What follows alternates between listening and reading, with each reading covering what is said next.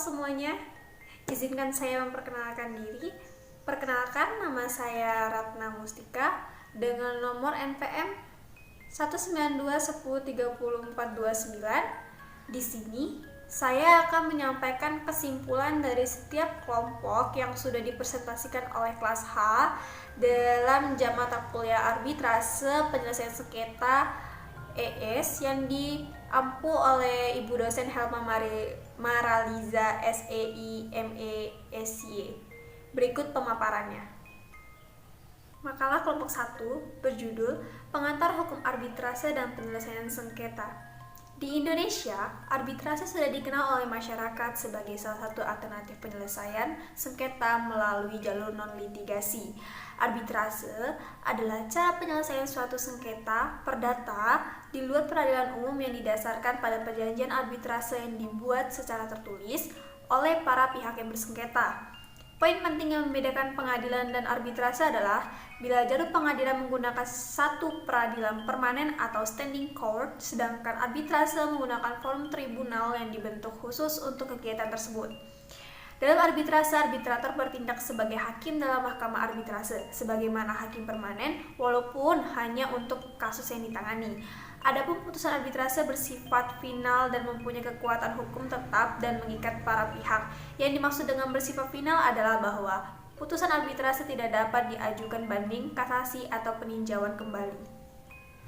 Kelompok 2, judul makalahnya Badan Arbitrase Syariah Nasional. Keberadaan Basarnas sebagai badan yang berwenang menyelesaikan sengketa bisnis syariah memiliki peranan yang sangat penting, diantaranya adalah menyelesaikan perselisihan atas sengketa-sengketa keberdataan dengan prinsip mengutamakan usaha-usaha perdamaian, menyelesaikan sengketa-sengketa bisnis yang operasionalnya menggunakan hukum Islam dapat diselesaikan dengan mempergunakan hukum Islam, menyelesaikan kemungkinan terjadinya sengketa perdata di antara bank-bank syariah dengan para nasabahnya atau penggunaan jasa mereka pada khususnya dan antara sesama umat Islam yang melakukan hubungan-hubungan keperdataan yang menjadikan syariat Islam sebagai dasarnya pada umumnya adalah merupakan suatu kebutuhan yang sungguh-sungguh nyata, dan memberikan penyelesaian yang adil dalam sengketa-sengketa muamalah atau perdata yang timbul dalam bidang perdagangan, industri, jasa, dan lain-lain. Kelebihan Basarnas diantaranya adalah adanya kepercayaan dan keamanan bagi pihak yang berselisih. Keahlian dari para arbiter adalah arbitrase bersifat rahasia, non-presiden, maksudnya keputusan arbitrase tidak memiliki nilai yang berpengaruh penting dalam pengambilan keputusan arbitrase lainnya atau bersifat non-presiden. Dengan demikian, keputusan arbitrase bisa saja berbeda antara satu dengan lainnya walaupun perkara yang diselesaikan serupa atau memiliki kesamaan. Kearifan dan kepekaan arbiter, maksudnya keputusan arbitrase lebih mudah dilaksanakan daripada peradilan, cepat dan hemat biaya penyelesaian. Prosedur Basarnas dalam menyelesaikan perkara yaitu permohonan untuk mengadakan arbitrase, penetapan arbitrase, acara pemeriksaan, perdamaian, pembuktian, dan saksi atau ahli. Berakhirnya pemeriksaan, yaitu pengambilan putusan, perbaikan putusan, pembatalan putusan, pendaftaran putusan, pelaksanaan putusan, dan biaya arbitrase. Kelompok 3, judul makalahnya Pilihan Penyelesaian Sengketa. Alternatif penyelesaian sengketa adalah lembaga penyelesaian sengketa atau beda pendapat melalui prosedur yang disepakati para pihak, yakni penyelesaian di luar pengadilan dengan cara konsultasi, mediasi, konsiliasi, atau penilaian ahli.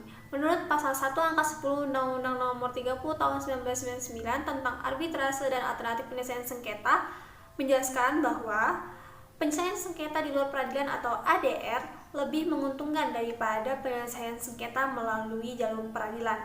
Keuntungan dimaksud adalah proses lebih cepat, biaya lebih murah dibandingkan penyelesaian sengketa atau konflik melalui jalur litigasi. Sifatnya informal karena segala sesuatunya dapat ditentukan oleh para pihak yang bersengketa. Kerahasiaan terjamin, adanya kebebasan memilih pihak ketiga dapat menjaga hubungan baik persahabatan sebab dalam proses yang informal para pihak berusaha keras dan berjuang untuk mencapai penyelesaian sengketa secara kooperatif sehingga mereka tetap dapat menjaga hubungan baik. lebih mudah mengadakan perbaikan-perbaikan. Bersifat final artinya putusan yang diambil oleh para pihak adalah final sesuai kesepakatan yang telah dituangkan di dalam kontrak. Pelaksanaan tatap muka yang pasti, tata cara penyelesaian sengketa diatur sendiri oleh para pihak sebab tidak terikat oleh peraturan perundang-undangan yang berlaku. Karakteristik penyelesaian ADR di Indonesia. ADR meskipun tidak dianggap sebagai pengganti dari mekanisme penyelesaian sengketa melalui litigasi di pengadilan, namun ADR merupakan jawaban dari praktisi-praktisi hukum yang mempunyai pandangan kritis dari sistem peradilan. Misalnya, lamanya suatu proses litigasi di pengadilan untuk mencapai status final dan mengikat, korupsi yudisial, pemeriksaan kasus yang terbuka untuk umum, maraknya maklar kasus, dan lain-lain, ADR dapat mencapai hasil yang lebih baik daripada mekanisme litigasi di pengadilan. Hal ini dikarenakan ada dua alasan. Satu, jenis perselisihan membutuhkan cara pendekatan yang berlainan dan para pihak yang bersengketa merancang mekanisme khusus untuk penyelesaian berdasarkan musyawarah. Yang kedua, mediasi dan bentuk ADR lainnya melibatkan partisipasi yang lebih intensif dan langsung dalam usaha penyelesaian dari semua pihak, dan akibatnya dikatakan bahwa ADR merupakan suatu cara penyelesaian perselisihan yang bukan lagi alternatif. Kelompok 4 judul makalahnya adalah konsultasi. Layanan konsultasi merupakan proses dalam suasana kerjasama dan hubungan antar pribadi dengan tujuan memecahkan suatu masalah dalam lingkup profesional dari orang yang meminta konsultasi. Konsultasi juga dapat diartikan sebagai proses memberikan bantuan kepada seseorang oleh orang yang ahli dan memenuhi standar kualifikasi pada area tertentu untuk mengetahui tentang diri mereka, mengembangkan potensi, menyelesaikan masalah, membuat keputusan, penyesuaian diri, dan lain-lain. Terdapat 3 peranan dan fungsi konsultan. Yang pertama sebagai legal advisor atau konsultan, yang kedua sebagai legal attorney, yang ketiga sebagai legal auditor.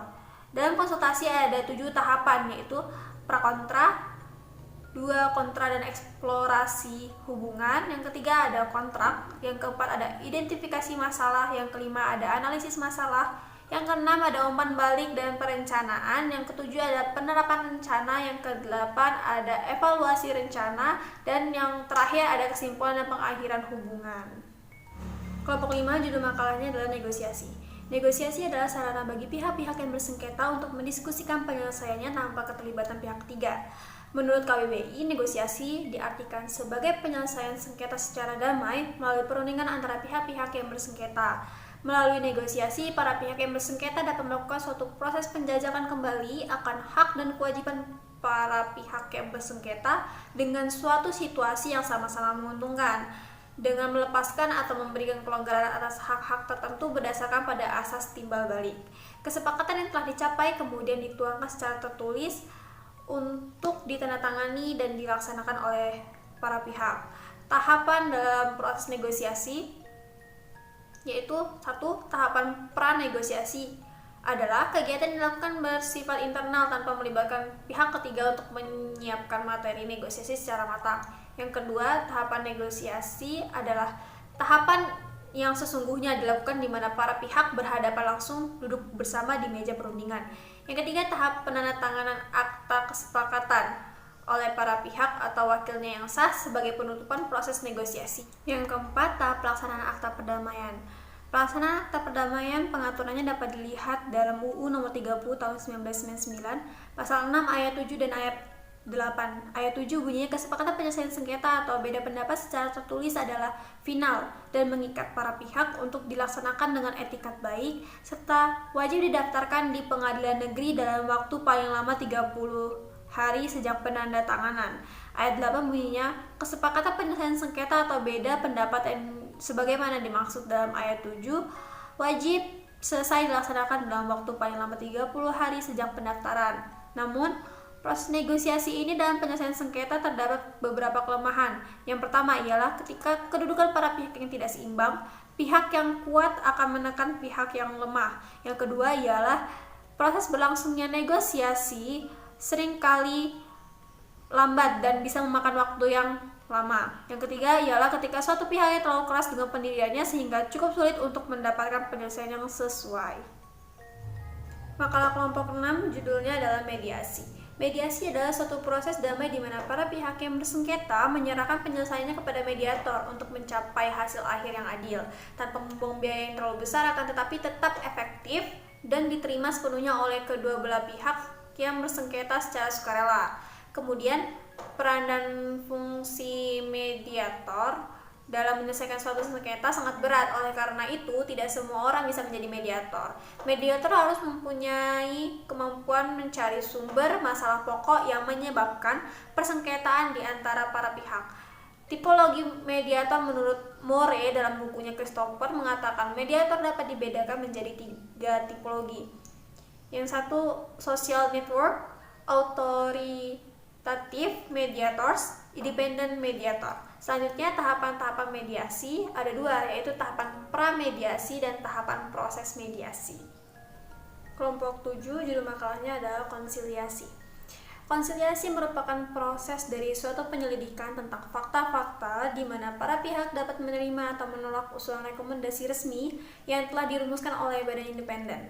Peran dan fungsi konsiliator dalam proses konsiliasi memiliki peran yang cukup berarti oleh karena konsiliator berkewajiban menyampaikan pendapatnya mengenai duduk persoalan dari masalah atau sengketa yang dihadapi, alternatif cara penyelesaian sengketa yang dihadapi, bagaimana cara penyelesaian yang terbaik, apa keuntungan dan kerugian bagi para pihak, serta akibat hukumnya.